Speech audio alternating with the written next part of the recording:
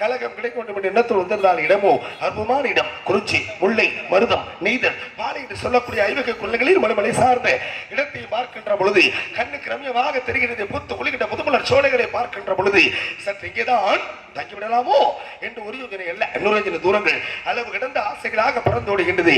இப்படி இடத்தில் வாழக்கூடிய மக்களை வர்ணித்தால் எப்படியெல்லாம் வர்ணிக்க வேண்டும்?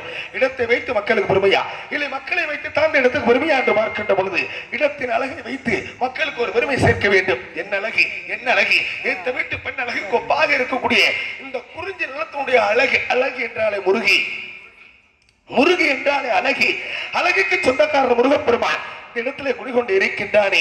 இந்த ஊரை காத்து ரட்சித்து வரக்கூடிய மாயாண்டி சுவாமியும் இந்த இடத்தை காத்து ரட்சித்து வரக்கூடிய ஆக 12 வெளிகளுக்கு சொந்தமான இந்த முருகனும் இரு தெய்வங்களும் சேர்ந்து இவ்வூரில் வாழக்கூடிய மக்கள் எல்லோருக்கும் நோயில்லாத வாழ்வும் குறைவில்லாத செல்வமும் அவரவர் செய்கின்ற தொழில்களிலே எல்லோரும் வெற்றி பெற்று மாணவ செல்வங்கள் எல்லோரும் நல்ல மதிப்பெண்களோடு பெரிய மனிதர்களாக நம் மண்ணிலே கால் உண்ட வேண்டும்.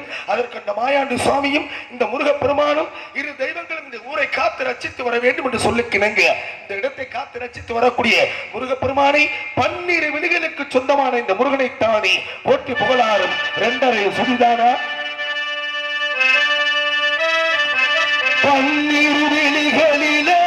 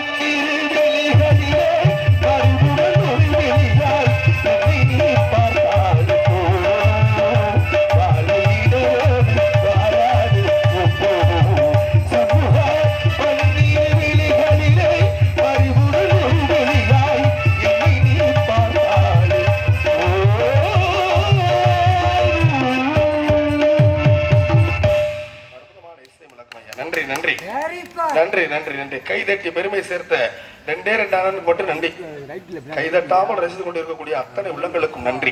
நன்றி கலந்த வணக்கத்தோடு ஒரு நிகழ்ச்சியை வைப்பது பெரிதல்ல, அந்த நிகழ்ச்சியை எப்படி ரசிப்பது என்பது மிக பெரிது. அதுதான் முக்கியத்துவம் அந்த உலகத்துல. ஆக இருப்பினும் கூட ஆக 64 கலைகள்ல 20வது கலை ஆக இந்த நாடக கலை தமிழனுடைய மரபு குன்றாமல், தமிழ் கலாச்சார முறை குன்றாமல், தமிழனுடைய பழக்க வழக்க முறை குன்றாமல் இந்த இடத்திலே அற்புதமான முறைகளிலே இந்த நாடகத்தை கண்டுகளிக்கக்கூடிய உங்கள் தமிழர்கள் அத்தனை உள்ளங்களுக்கும் நன்றி. நன்றிகள் அந்த வணக்கத்தோடு இடம் சிறக்க வேண்டும் அல்லவா? காலதாமதம் காரிய கேடு என்று சொன்னார்களே, நாம் வளராகிவிட்டது.